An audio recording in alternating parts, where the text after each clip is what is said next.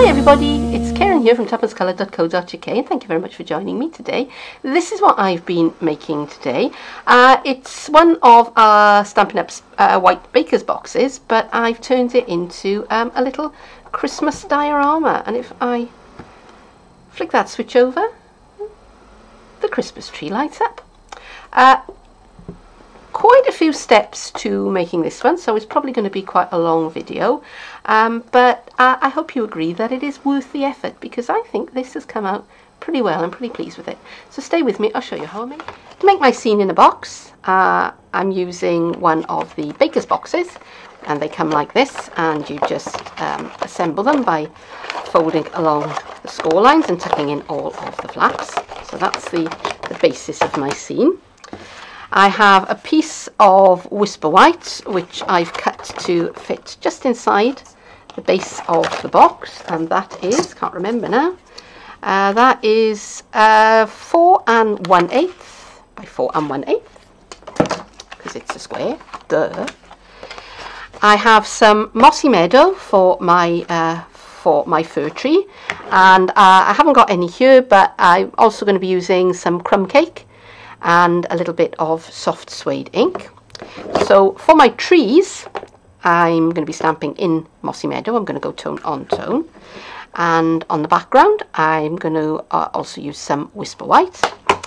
For the sky at the back, I'm going to be blending Night of Navy, Balmy Blue, Gorgeous Grape and Blueberry Bushel.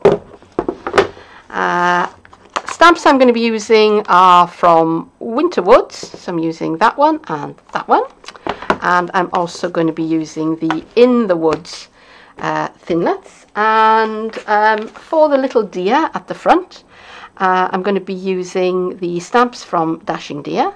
I haven't got them here, but those two.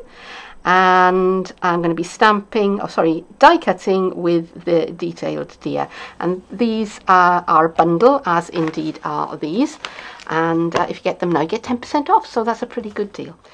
And I almost forgot, I'm also going to be using paper from the Under the Mistletoe Designer Series paper stack. I haven't brought it over here because my pile was getting rather big, but which pattern did I use? I used that pattern and a little bit of that pattern.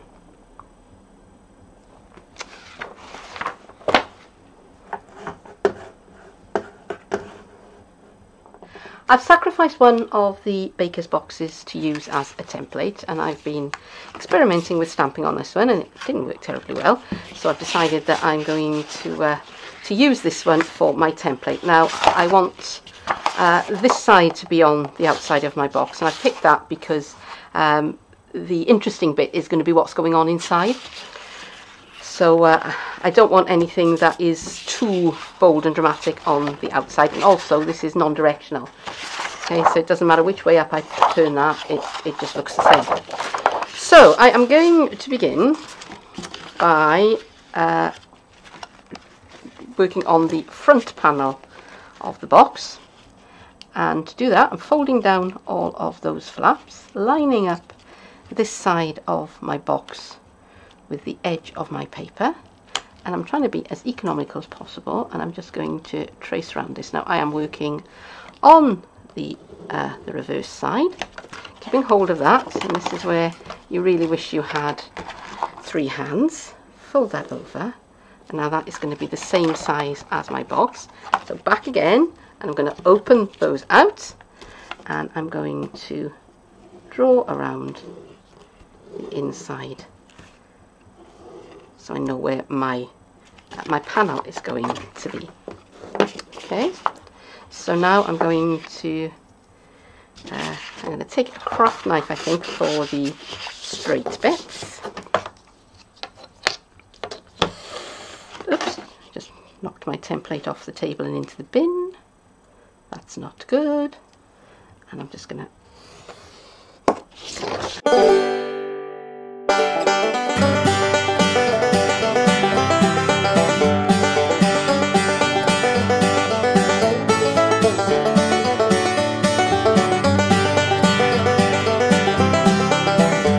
Right, so for the rest of it, the only pieces I really need to cover are this flap and these two flaps.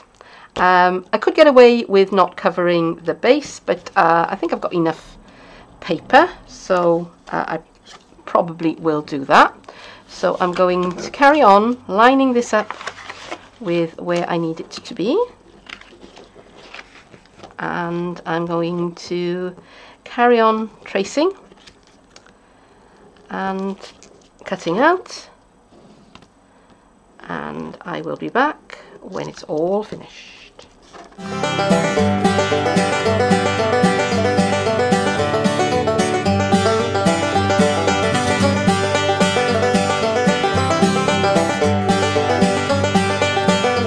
Here is my brand spanking new baker's box, and I'm just going to run my adhesive along the back of my paper and line it up as best I can. Alright, now there is going to be a little bit of sponging going on later, which will cover a multitude of sins, but that is actually quite a good fit. So yeah, so happy with that one. And this one goes this way. I haven't put any creases into the paper. I shall train those in once the glue is dry. And I'm paying particular attention to the edges, particularly that bit there around the semicircle that I've cut out, and making sure that I've applied a generous quantity of adhesive.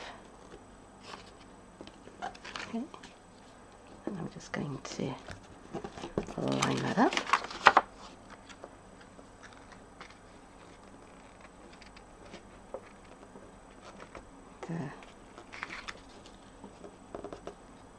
I'm sort of hoping for the best here, because I think I've cut that a little bit short, but as I've said, this is a nice busy pattern, so I can do one of two things. I can do a few things actually. I can sponge it to cover that up. I can cover it with a bit of trim, which is probably what I'll do. Or, because this is a nice busy pattern, I could cut a couple of other small strips of the same paper and use that to match those edges. So yeah, I'm not quite sure how that happened, but it did. So you know, we'll make a feature of it. Why not? One more thing I need to do before I finish this part of the project. A couple of more things actually. First thing is I've opened up these slits with my craft knife, just so that when I close up the box, those flaps will tuck into those slits. But I also need to ink up anything that is going to be visible when the box is closed. So that's going to be this flap, these two flaps. That's going to be covered, that's going to be covered, so these are the only pieces that I need to ink up. So I'm going to use some Night of Navy ink and my handy dandy makeup brush.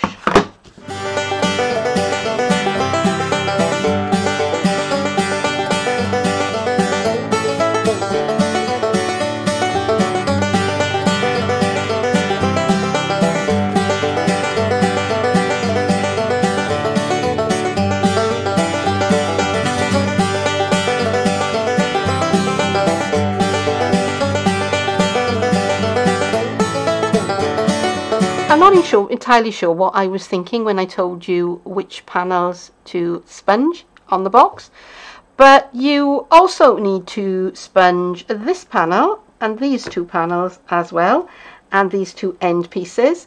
You could probably get away without colouring that piece because that bit's going to cover it. You are, I think, going to need to cover that because you're going to see a bit of it when these pieces come over. So yeah.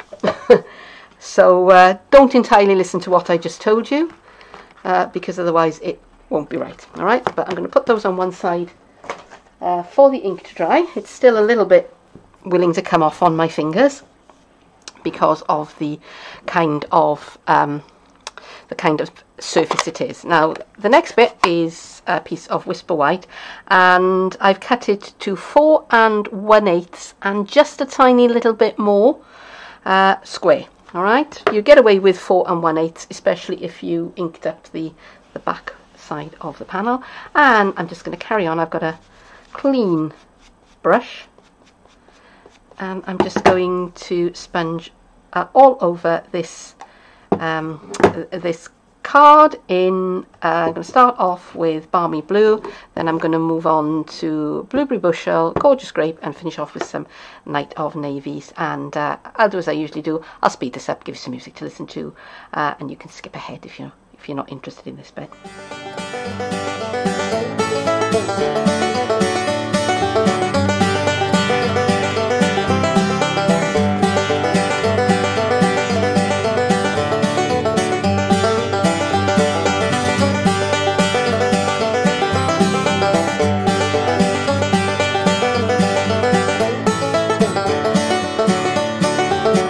One more thing before I put this on one side to dry.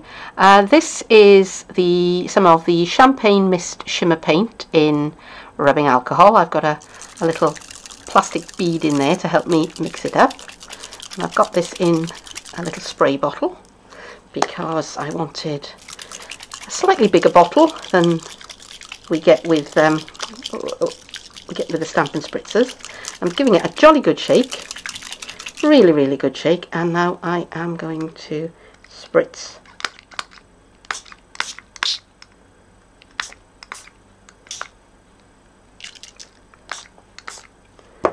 my bit of paper, and that is now shimmering nicely. I shall set that on one side to dry, but first thing I'm going to do before I do that is I am going to clear the nozzle of my spritzer.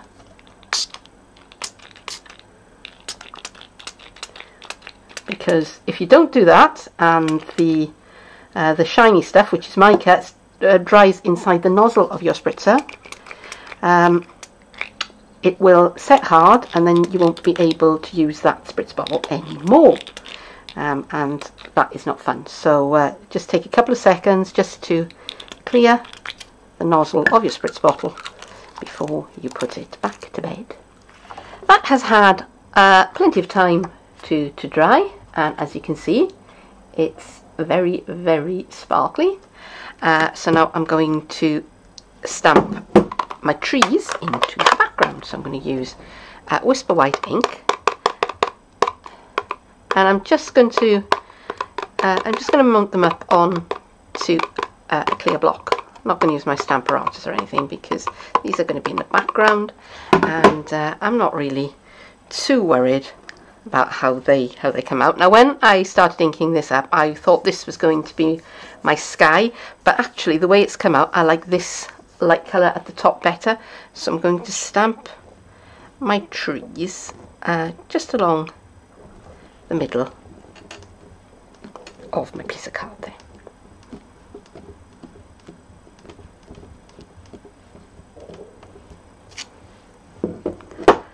And I'm very pleased with the way they've come out. Now this is a craft ink, so it takes a little bit longer to dry than our usual all-purpose ink. So I'm going to set that on one side while I work on the little platform that's going to go inside my my scene. Put adhesive all over the back of the box. And now this is going to fit just inside. And now I'm going to make up the box by bringing in these two flaps and fitting them into the slots, which I made sure that I cut. And then bringing this piece over, tucking that in along there. Right, so I can leave that to sit on one side while I work on the next bit. This is going to be the little platform on which I build my scene, and it is a piece of card, and it's just a piece of packing material, and it is 4 1/8 of an inch by 3.5, and I've scored it and folded it at 1/2 inch from the short edge, yeah, short edge, and then 1 inch from the short edge, and then turned it round and scored it from 1/2 inch from the other side, so that when I fold it up I get something that looks a little bit like that. Okay, so that's going to be like a little stage that I'm going to build my scene on. So this bit with the 2 folds is going to be at the front, and I've already taken my light, my little craft lights, and I got these from Amazon. They're not very expensive at all if you hunt around and find a good price. And this kind, I think they're called micro LEDs, and this is called a leaf type. You get 2 kinds, one is leaf and one is candle, and it's the leaf ones you want, but the picture will show you what you're getting anyway. So I've drawn around where I want it to be, and then I've drawn a little square just in this piece of card here, and I'm going to cut that away so that I've got room to manipulate the switch. So let's bring out the craft knife.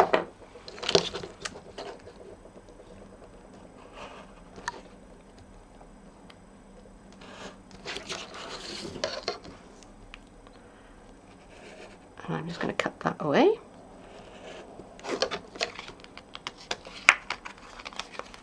There we are. And now I've got some strong tape. I decided not to use tear and tape because I wanted to make certain sure that it was going to grip well. Tear and tape is very, very good on paper and card. I'm not so sure how well it works on plastic, so I've gone with the red liner tape.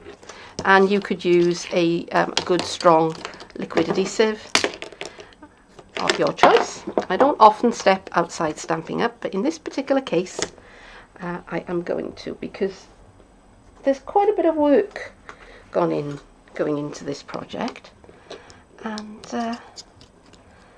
I don't want things coming unstuck, basically. Just for the sake of a little bit of adhesive. So I'm going to line that up so the edge is level with the fold, and the switch, when it's in the off position, is at the edge of the, and there it is. Okay, and I can turn it on. There were originally 10 lights on this string of lights. I only wanted 6, so I just took my strong scissors, my old scissors, and I just cut away the ones that I didn't want. Okay, right, now I want to feed these lights through the card, so I'm going to take them round the back of. Actually, I'm going to take them over the top because there's room.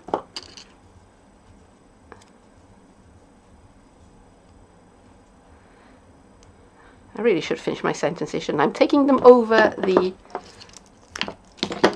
top of the unit, the light unit, and I'm just going to stick them down with some of that tape, because it doesn't need to be. It's not going to be seen, is what I'm trying to say. And then I'm going to take my crocodile, my hole punch, and which side I want, 3/16 of an inch, that's the side I want. And I'm going to punch a hole. I'm going as far in as I can, and I'm punching a hole alongside the battery pack. And now I'm just going to check that I can feed the lights through. Alright, so now I've got my lights wobbling around and doing nothing. I'm going to do one more thing before I start getting clever with it. Let me bring in my my box and kind of partly close it. And as you can see, I've decorated the front of the box a bit more, because I thought about putting ribbon around the bit where I am, you know, the paper didn't quite meet, and in the end I thought, you know what, I'm just going to cut some strips of paper with a fancy edge die, which is from, I'm just trying to think, I think it's called Treat Time. But you could use, you know, if you've got an edge punch, something like that, or you could just cut a strip of contrasting paper. It would look nice, and I just stuck it all around the box, and I think that looks super smart. Right, okay, so where was I? So now I'm going to line this up again with the front of the box, and where am I doing? There we are. So that bit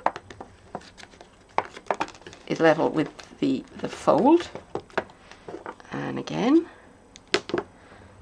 I haven't got a pen handy, but never mind, I can scratch on this with my piercing tool. I just need to be able to see where it is, and then I can come in again with my punch, and hopefully I will be able to reach that. I think I'm going to need to push this out of the way. There we go.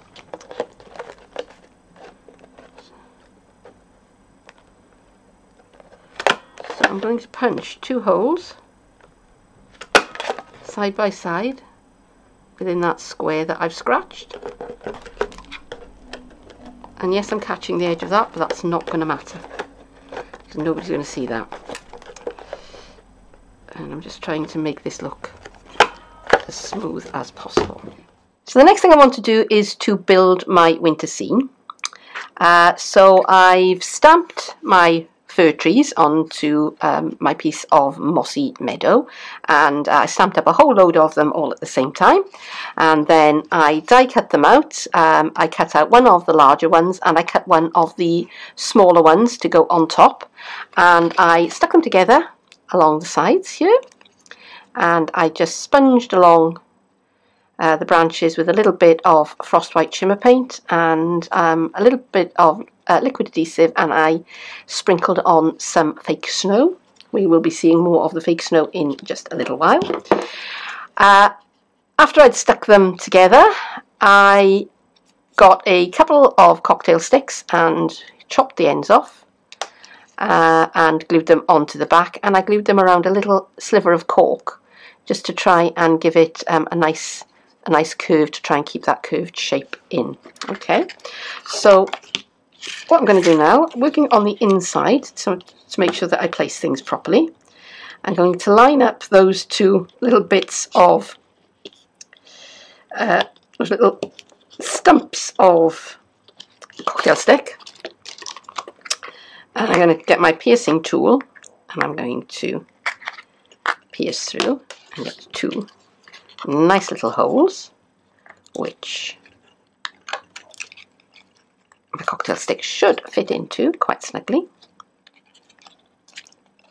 And they look a bit manky because I've been kind of playing around with them and trying sticking them in corks and things like that. And I'm going to put a little bit of my liquid adhesive around the bottom here. I'm being very generous with it, right, just to try and make sure that that stays in place.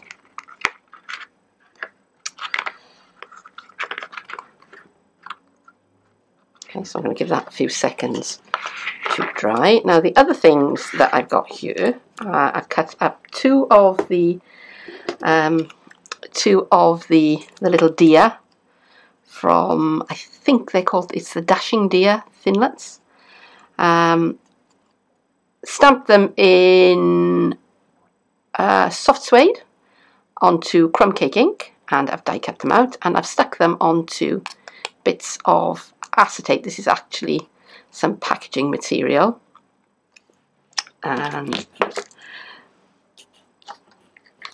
I'm going to take my piercing tool and I'm just going to scratch along.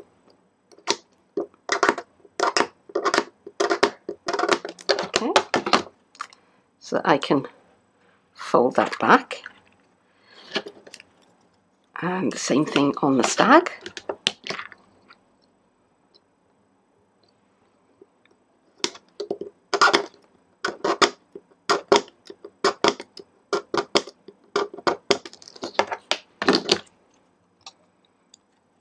There he goes. Okay, so we've got the stag and the doe. A deer, a female deer.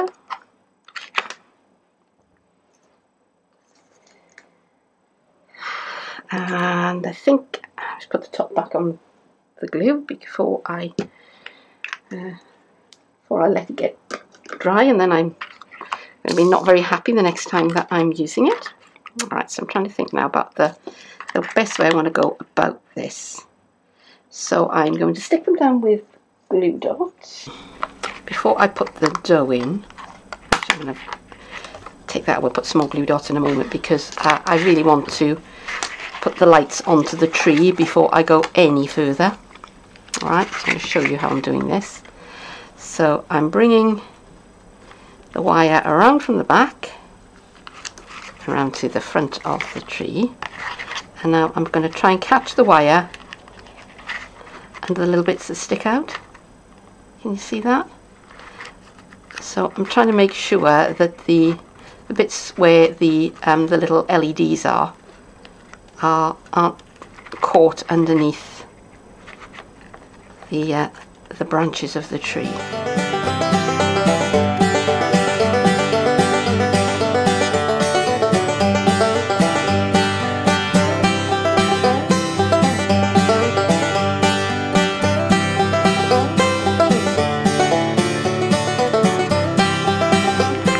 And I'm just going to manipulate these until I get them how I want them. Putting glue dots in place, and this is probably going to take me a little while, so I shall either fast forward or cut away and come back when it's all done.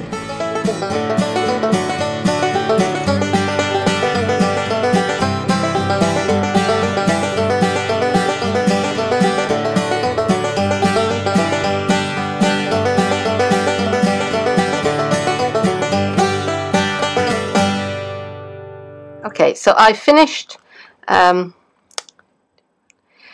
I've finished arranging the lights, and if I just switch them on, you can see that they light up very nicely. And I also put 2 layers of dimensionals just under the top of the 3, because it's the bottom of the box. Okay, I've finished. 3, 2, 1. So I finished arranging the lights. Just switch them on so that you can see them. And underneath the light box, just to support it, I piled 2 layers of dimensionals. So I've just got 4 dimensionals there. Can you see? 2 that side, 2 that side. And they're just holding the light box up out of the way. I put some hot glue around the bits of cocktail stick that are sticking out on the inside there, and I also hot glued down this piece of the cable so that it wouldn't move around. And my reindeer, my 2 little deer, my stag and my doe, are stuck down with glue dots. So I'm going to do one more thing before I put all of it together, and that is to, first of all, I'm going to put out a jolly good dollop of PVA adhesive, and I'm going to stick that all over my scene.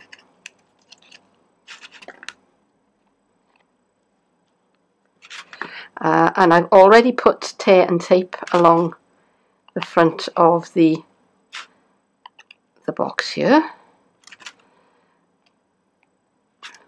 So I'm not really worrying about getting glue onto that, because when I take away the backing, it should, I hope, be fine. Right, but I'm giving this a really generous coat of my liquid adhesive. And I'm trying to make sure that I get behind the deer as well. Okay. Okay, so yeah, so this is where it does get a little bit messy. So let me pop that down just for a second. This is fake snow. Bought off the internet, off eBay, some time ago. Stored in this plastic bag. And brought out at regular intervals every so often. And if I've got somewhere I don't want it, just going to wipe that away. I'll wipe that away.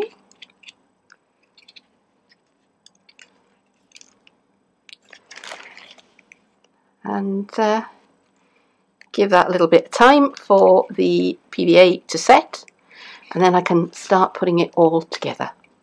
Everything's had a nice long time for adhesives to set, and while everything was drying, I took a sponge dauber and some Merry Merlot, and I just went along all of the edges just to get rid of anywhere where there was white paint. I could have chosen to go with one of the greens, but I thought Merry Merlot would be a nice change.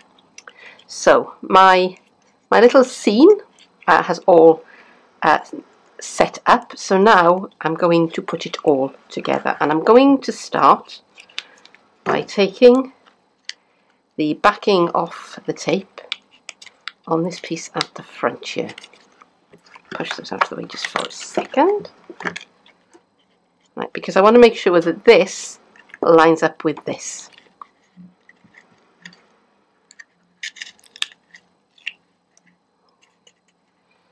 And I seem to have lost a bit of tape there, but I don't think it's going to matter. So just lining that up with that bottom fold and kind of centering it as best as I can. And bringing that up and pressing that firmly. Okay, and I do mean firmly.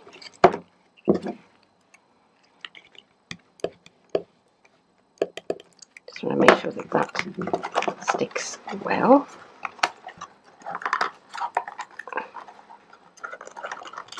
Oops, took that in. So now next thing I'm going to kind of dry fit this.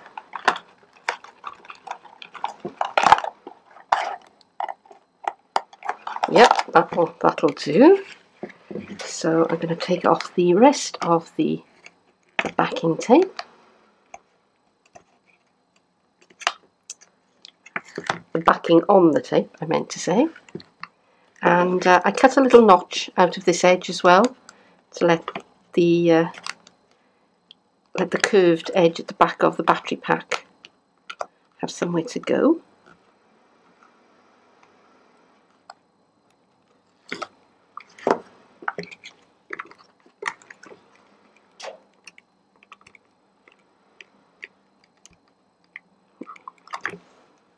Okay.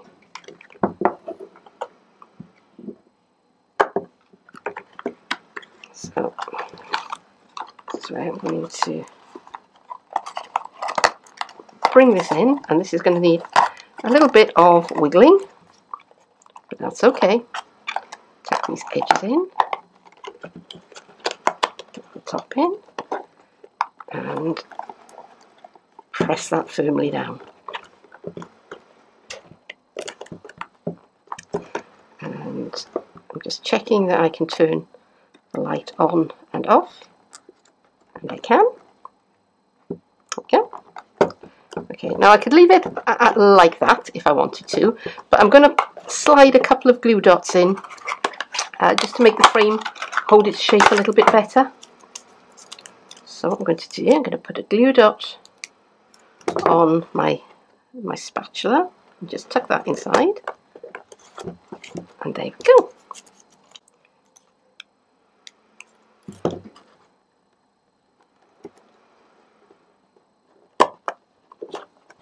just to stop it gapping quite so much.